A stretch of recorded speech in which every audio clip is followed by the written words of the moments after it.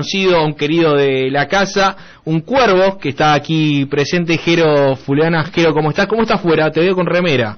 Sí, afuera, no, acá está lindo, sí. Afuera el viento te mata. ¿Fresconi? Sí. Te digo que si no llevas un busito te puedes llegar a resfriar, así que con cuidado. Estoy yendo por el sol. Pero mira, a ver, 16 grados tan solo la temperatura, 19 la máxima para el día de hoy. Jero, el gusto de tenerte acá, y aparte tuviste una semana muy interesante con un congreso nada más ni nada menos que de la UNESCO, debatiendo algo muy importante como es la educación, y que la educación no solamente sirva el establecimiento para saber cuánto es 2 más 2, 4, sino cómo comportarnos como ciudadanos, ¿no? Eso es lo que se ha debatido. Sí, tal cual. Bueno, nada, el gusto primero es mío, siempre está bueno estar acá. Y la verdad es que sí, porque algo que por ahí muchas veces no se tiene en cuenta o está sobre la mesa pero está ahí, digamos, es que los jóvenes, las juventudes, hacemos política y democracia mucho antes de ir a votar y en muchos otros espacios que no implican siquiera estar metido en un partido. Entonces, ¿cómo abordar ser un ciudadano realmente y llevar las prácticas democráticas y demás? Pasa por la escuela en esa famosa materia de ciudadanía, política. No tuve muy buenos profesores con eso. Y justamente ahí está el problema. Ah, ¿sí? ¿Por qué? Porque justamente, primero, que los educadores tienen un papel fundamental. Y segundo, que creo que compartimos la gran mayoría que tuvimos esta experiencia de ciudadanía, es que primero que es muy teórico, nos enseñan cuántos diputados hay, cuántos senadores, pero en la práctica, hoy, a la juventud en tu tiempo le importaba, no sé qué cosas le importaban, La verdad, yo fui a una escuela técnica. Claro. Entonces los últimos 3 años prácticamente no tuve nada de educación cívica. La palabra, y yo tenía educación cívica y creo que después lo empezaron a cambiar participación. Y tuve polimodal, agarré octavo, noveno, fue un desastre. Claro. Mi educación fue un desastre, realmente. Tenía octavo y noveno y tuve un profesor, lo veía que más no me importa, Abraham. ¿Sabes por qué lo digo? Porque justamente era la persona que te tenía que dar respetos justamente a mí, a la educación. No venía nunca. Claro. No vino nunca, te lo juro. Entonces, bueno, lo digo. Y como iba a una escuela técnica, las materias sociales no tenían ya los últimos 3 años. Pero ese noveno año habré tenido 4 clases. Claro. Y recuerdo que te enseñaba, bueno, que es una república, la diferencia entre moral, ética, principios y valores. Claro, tal cual. Que sonó como un partido de Guillermo Moreno, claro. Principios de valores. Pero no había mucho, no se prendieron tampoco. Claro, es lo fundamental de la docencia, en cualquiera de sus materias, que te logren tener una chispa. Tal cual. Y bueno, y justamente esos temas que seguro que en tu edad, a tu juventud, le importaban otras cosas. Bueno, en la mía, por ejemplo, no sé, le importa el género, el ambiente. Y esas cosas no se tratan en clase y forman parte de ser ciudadano global hoy, o ser ciudadano para una democracia. Me recuerdo charlas, ¿sabes qué? De mi generación, de mucha política, pero partidaria y militancia. Claro. Recuerdo debates fuertes de la elección y la construcción. En la escuela técnica tuvimos la construcción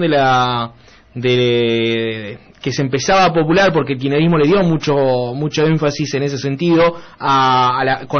Fue una época de la ley de medios, como a empezar a decodificar, a entender que el diario, la televisión no es, lo dijo la televisión, algo con lo que nosotros creíamos que era palabra santa. Nos hizo interpelar esos discursos. Y, por ejemplo, alguien que nos ayudó, una profesora de filosofía, nosotros teníamos falencias con el tema de gas, éramos unos indios, rompimos todo, y nos dijeron, no, muchachos, tienen todas las razones, pero hay formatos, y creamos el centro de estudiantes, claro. Por ejemplo, entre otros Nicolás Mordeglia, uno de los chicos. Pero nosotros veníamos de una década del 90 donde la política era mala palabra, claro. en la escuela, y al contrario, yo digo, la democracia es meter la política.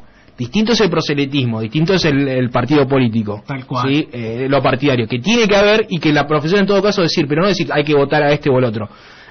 Y después ya el voto de los 16 fue en el año 2013. Claro.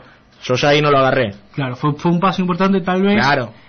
Pero ves, eso del género, ambiente no lo teníamos, esto es de los centennials. Claro, tal cual. Porque bueno, y yo cuando llegue a mis 30, tal vez la juventud va a estar hablando de otra cosa, y lo importante acá es que ir a votar, por más que sea para una persona joven o para una persona adulta, es la forma más pasiva de hacer política o democracia. Entonces, por dámela, sí, siempre, tal cual. Lo que me refiero es que las juventudes hoy, en vez de discutir en un entorno áulico, por ejemplo, discuten en Twitter, ¿Por qué? Porque el entorno público no son esos espacios, no es seguro. El Twitter, la única seguridad que tiene tal vez es el anonimato, si se quiere. Y se dicen barbaridades. Y ahí entra lo de los discursos de odio, que fue lo que hablábamos. Hoy dijiste lo de los medios de comunicación. Los medios de comunicación tienen que asumir un papel de corresponsabilidad con los discursos de odio. Sí. Combatir la desinformación, por ejemplo. O tal vez encuentra una manera distinta de decir las cosas que para el lector rápido confunde. Claro, lo que pasa es que ahí te pisás con la libre expresión. Y ahí está perfecto. Tiene sus límites, especialmente en el discurso de odio. Bueno, lo que dice esta guía de UNESCO es que tiene que asegurarse la libertad de expresión a toda costa. Esto es lo que dice la guía de UNESCO, no es lo que yo comparto, pero, y dice cómo combatir esta libertad de expresión, bueno, con mejor información, con mejores canales, con estar presentes. Ahora también, obviamente que la guía reconoce esta corresponsabilidad que tienen en realidad no solo los medios tradicionales de comunicación, sino todas las opiniones que vuelcan, no sé, personas que son tal vez reconocidas en Twitter, Facebook, Instagram, sí, etcétera. Es impresionante la cantidad de comentarios de gente tal vez reivindicando la dictadura, por ejemplo, que más allá de todo... Una concejal, y sigue siendo concejal, por más repudio que le hacen los compañeros, festejando, diciendo feliz día del montonero y poniendo una foto de una persona cayendo de un avión, o diciendo gracias por tanto, y la foto, la típica foto de los 3 jerarcas del golpe militar. Sí, y sigue siendo concejal. Tal cual. Y a veces no, repudiamos los hechos, por más que el propio espacio lo repudia. No, me parece que hay cositas que no van. Tal cual. Y tal vez lo peor de estos discursos de odio es que calan profundo en las personas. ¿Por qué? Porque hay que decirlo, la Argentina viene de una historia económica triste. Sí. Y las personas están frustradas y con cierto rencor, porque se entiende también esos sentimientos. Entonces la tolerancia y el diálogo desaparecen. Y aparecen estos... ¿Qué nombres ponerle, no? Pero estos personajes que saben que ese mensaje cala y lo utilizan para mover a las personas. Que no es una cuestión de la persona, entienden y canalizan un odio, una frustración de una decadencia que vivimos como sociedad, producto de los problemas económicos y una dirigencia política que está en una rosca de la suya, totalmente fuera del plano de la realidad de lo que es el día a día, con discursos repetitivos y demás. ¿Quiénes participaron en este congreso, Jero, aparte de vos? Buena pregunta. ¿Quiénes tuvieron el placer de escucharte? No, al revés, pero en representación argentina también estuvo el ministro de Educación, Jaime Persic. Y bueno, después a nivel internacional estuvo la Escuela de Londres de Economía y Ciencias Políticas. La LSE. Exacto, Cambridge. No es una droga. Cambridge, la Universidad de Cambridge, la Universidad de Malta, UNESCO, una oficina de Naciones Unidas para la prevención del genocidio, la Universidad de Malta, creo que lo nombré ya. Sí, señor. Y la verdad que también hubieron otros centros históricos de documentación. Y dentro de estos discursos de odios, nos reconoce la UNESCO que es uno de los objetivos en cuanto en las críticas que se le hacen, por ejemplo, con lo de la Agenda 2030, lo de la ONU, Soros, que es otro de los abonados, siempre en las críticas más conspirativistas, que hay. UNESCO recoge ese guante, se siente interpelado ante esos discursos de odio y por ende entender que tiene que brindar más información. Es una buena pregunta. Tal vez lo que se entiende por discurso de odio es que básicamente es un atajo mental, es un prejuicio y forma un estereotipo, ¿no? Si vamos al objetivo de Naciones Unidas, el objetivo de Naciones Unidas siempre fue que evitar una tercera guerra mundial. Fue creado para un mantenimiento de la paz. Lo que hacen sus oficinas subsidiarias ya es otro tema. Sí, obviamente todas las oficinas de Naciones Unidas se encuentran interpeladas por los discursos de odio, cada uno de nosotros, porque en realidad el discurso de odio, además de sí ser un mensaje a gran escala y que se están en diversos canales, ninguno de nosotros puede evitar el prejuicio o un estereotipo. Entonces creo que sí, que de alguna manera debe sentirse interpelada, pero que asume también cuál es la causa del discurso de odio. Sí, vos sabés que estaba buscando un programa, ahí está, Simon Reeve. Ahí mencionaba, y ayer lo habíamos publicado, en el Reino Unido suben alerta por posibles ataques terroristas en Irlanda del Norte. Uno siempre piensa que son problemas de países subdesarrollados o un país que está sufriendo mucho Europa, el tema de la inmigración, que hay mucha segregación, discriminación, lo hemos visto en los mundiales, cada vez que la población marroquí salía a festejar en las calles europeas, la policía reprimía de una manera mucho más dura para con sus connacionales, eso es cierto, pero no sé si, y me impactó, no sé si lo viste, si no te lo recomiendo, el programa de Simon Reeve, que lo estaba dando La Nación, y mostraba en Irlanda del Norte el problema que tienen entre católicos y protestantes históricos, y es increíble, sigue existiendo escuelas para católicos, escuelas para protestantes, no hay lugares, y bueno, iba a filmar, por ejemplo, teatros donde buscaban chicos de distintas zonas y decían, como cada uno tiene sus distintos barrios, sus distintas escuelas, sus distintos clubes, nunca había relación entre las personas, y crecían por ahí, en un país de 1 millón de habitantes. Todos mis amigos son protestantes, todos mis amigos son católicos, y después te generan estas situaciones. La segregación ayuda, y vaya de qué manera, los prejuicios que después terminan en lo peor del racismo y fundamentando políticas que justamente agravan la situación. Sí, tal cual, las ideas extremistas tal vez son las más a las que más hay que prestar la atención. Esto que mencionás sobre Irlanda, que no lo tenía en cuenta, bueno, justamente lo que dice la psicología social es que es un nosotros contra ellos. En vez de que nos unan las semejanzas, las diferencias separan, y por una cuestión de familiaridad y de compartir un grupo hace que las personas que están dentro de esa comunidad rechacen a las personas que están afuera. Es casi también, hasta diría, una cuestión de que en algún momento haya sido por supervivencia, cuando éramos tal vez en una cuestión de evolución. Pero es una evolución filosófica colectiva de yo necesito, para ser un nosotros necesito construir un ellos. Tal cual, a veces también hay que pensar primero que ahora ya somos civilizados, ¿no? Discutible. Pero a lo que iba a decir es que también hay que ver la famosa teoría del conflicto, de que sirve para algunos partidos pelearse. O que sirven, porque también si hacemos poner una reflexión más de Argentina, sí, los discursos extremistas acá, ¿cuándo es donde más, cuando toman más, si quiere, relevancia? Las crisis. Vos fíjate, y no voy a mencionar, Milei, sí. hasta hace unos meses estaba desaparecido porque ya había pasado lo de la pandemia, ya estaba pasando lo de la guerra, que fue en las dos etapas donde salió más duro y donde más fuerte se hizo, y después tuvo una baja en la cantidad de apoyo. Entonces es porque claramente su mensaje tiene un cierto oportunismo, digamos. Sí, aunque, por ejemplo, hay tendencias. En Europa las crisis las suelen sacar por la derecha. Siempre hay un rebrote de las derechas. En la crisis del 2001, que muestra el fracaso del neoliberalismo, que hoy lo está mostrando en Europa, en Estados Unidos, acá se anticipó porque obviamente no tenemos la espalda económica y financiera. En los 2001, nosotros nos quedamos con nuestra propia crisis, pero sufrió Bolivia, sufrió Perú, sufrieron todos los países, y ahí la salida fue por izquierda. En esta última época ha habido una ola de gobiernos progresistas que han ganado, no se metieron tanto en la economía como fueron en esa época, pues si vos te fijás, los ministros de Economías o los presidentes de los bancos centrales siguen siendo lo mismo que puso el gobierno anterior, más de centro-derecha. Van cambiando los conflictos, pero creo que también van parte de las sociedades. Los europeos son muy cerrados, muy de nosotros.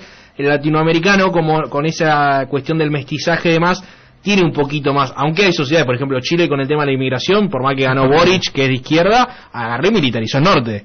Que yo dije, terrible. ¿Te acordás que nosotros hablábamos y decir, quiero ver a Boric cómo va a gobernar dos temas, la inmigración y el conflicto con la Araucanía, con los pueblos aborígenes? Terminó los dos militarizándolo.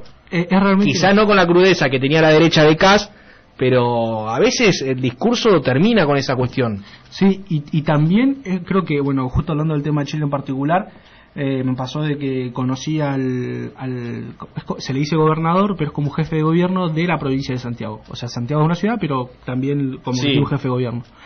Y es increíble en los comentarios como a los ciudadanos chilenos está el típico comentario xenófobo de la delincuencia es por los inmigrantes. Fuerte. Es fuerte, y no es un comentario que además es un discurso de odio ese, sino que son varios, y entonces obviamente los políticos actúan en base a eso. Que está mal, discutible.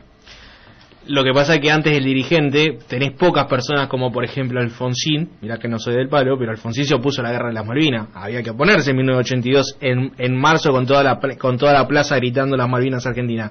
Un dirigente tiene que mirar las encuestas obviamente porque tiene que entender que en qué sociedad vive y demás, pero no puede ser un esclavo de las encuestas. A veces tenés que tener el coraje de decir, muchachos, nos estamos equivocando. Eso es ser un dirigente, ponerte. El resto es político y seguimos las encuestas. Cualquiera, ¿viste? Te haces secretario, vas creciendo. Hoy te falta, ni siquiera te digo la palabra estadista. Hoy te faltan dirigentes, personas que justamente vayan delante de la masa y no no lo digo en una perspectiva de vanguardista, de elitista, pero sino de personas decir, mirá, y que tengan el coraje político de decir, acá me parece que le estamos errando como sociedad o pifiándola. Eso no se ve en la sociedad, y justamente lo que sucede. Pero es interesante lo que mencionás, y a mí me parece vital los centros de estudiantes en las escuelas. Me parece un órgano. Después se pueden utilizar para hacer torneos de truco, claro, u otras cosas. Después se pueden divirtuar, también dependen de los chicos. Hay gente que es más, todos somos políticos, pero algunos expresan más sus opiniones, otros no, otros vergüenza. Vos fijate que cuando sucede esto, y que estoy de acuerdo con el tema de la vuelta a la democracia, un 70% del país está de acuerdo. Y si ahora vemos las estadísticas, claramente hay muchas más personas que reivindican la dictadura o el famoso que vuelvan los militares. Sí. Y por una deuda pero no es sí, porque se extraña a diferencia de eso, no es que se extraña las botas justamente por los votos, sino que creo que es la desilusión de la democracia que nos ha generado, y esa frase de Alfonsín de que con la democracia se come, se educa y se cura. Y no está sucediendo. Entonces lo que tiene es que la democracia todavía tiene la iniciativa de recuperarlo. Tal cual, y creo que la clave está, si remontamos a la historia, cuando por ejemplo las clases obreras intentaron acceder a los cargos políticos y demás, que se les negó por mucho tiempo, hubo un gran conflicto y ahí hubo una crisis de la democracia. Y yo creo que es fundamental, porque posta, la verdad, por ejemplo, los concejales, no hay ni un concejal realmente joven. Y cuando bueno, pará, Gisela Caputo tiene mi edad. ¿Cuánto? Y 31. Y ¿cuánto querés? Pará. No, pero antes de ser político era más de 45. Pero las cuestiones que nos atañen a las juventudes tenemos que definir las juventudes. Igual debe de haber alguien de 25. No, te juro que no.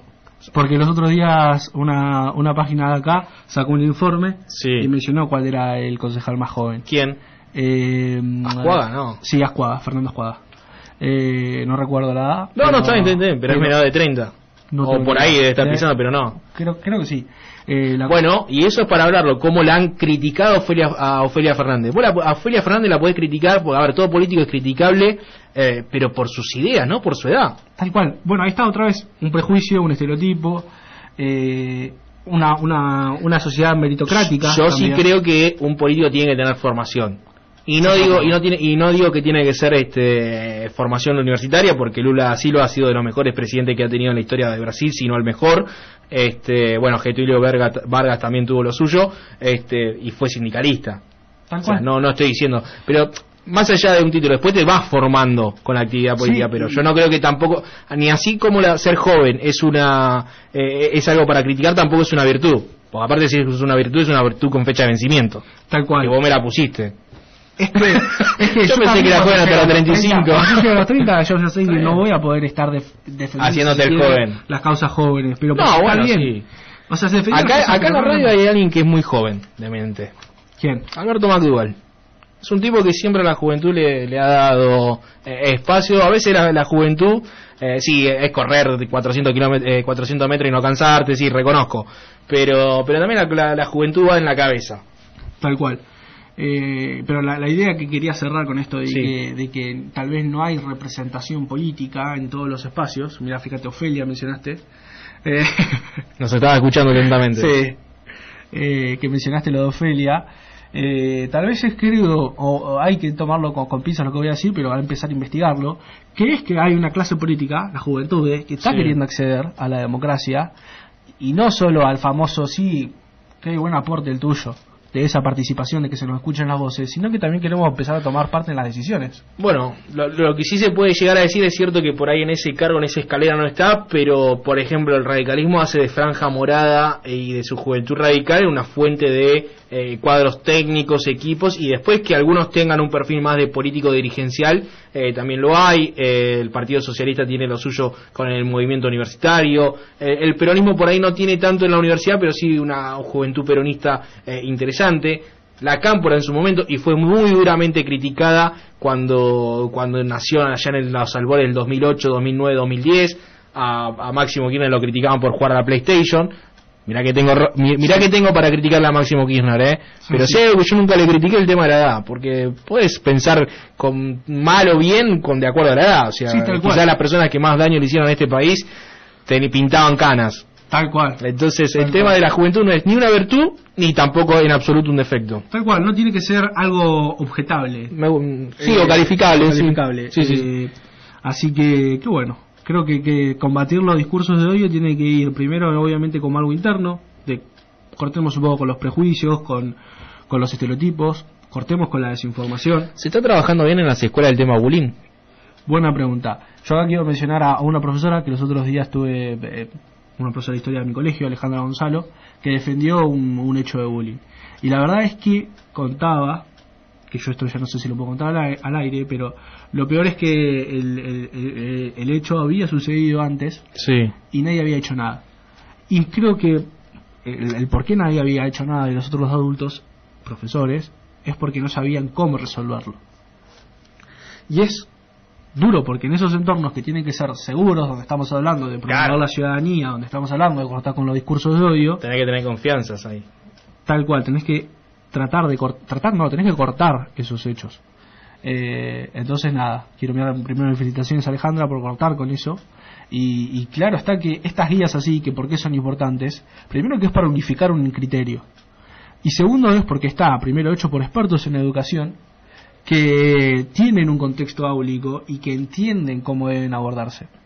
Entonces, el Ministerio de Educación lo que tiene que hacer, o lo que tendría que hacer, es primero sentarse realmente y armar una currícula, armar un plan que sea realmente aplicable.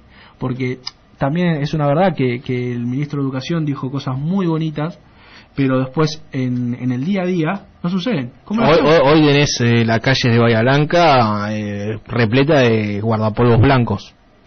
Hoy está marchando Suteba y ADUNS. También para mí va el tema del salario, porque la realidad de la sociedad se expresa en la educación, y a veces el docente se le pasan estas situaciones. No es una cuestión de falta de capacidad o de capacitación, me parece que es una cuestión de docentes que van de un lado a otro, la realidad social, los pibes, si no es violencia es entre ellos y demás.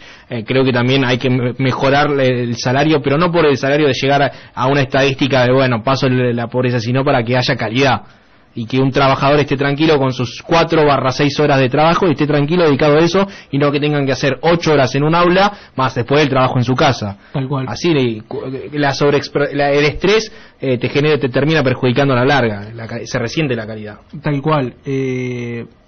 ¿Y por qué la educación es el eje central también de la democracia? Bueno, los estudios demuestran que si bien no es una condición, digamos, absoluta o que satisface la democracia, sí es una condición necesaria. Es mucho más probable que se crea en los valores democráticos y se siga con las prácticas democráticas cuanto más elevado sea la educación. No quiero sacar ¿cómo se llama? El estudio, el paper, pero ya se realizó un estudio comparativo. No es condición que satisface la democracia, porque sin desarrollo económico, sin legitimidad, sin instituciones que sean eficaces, tampoco funciona, digamos. Claro. Pero es claro que es importante la educación para la democracia.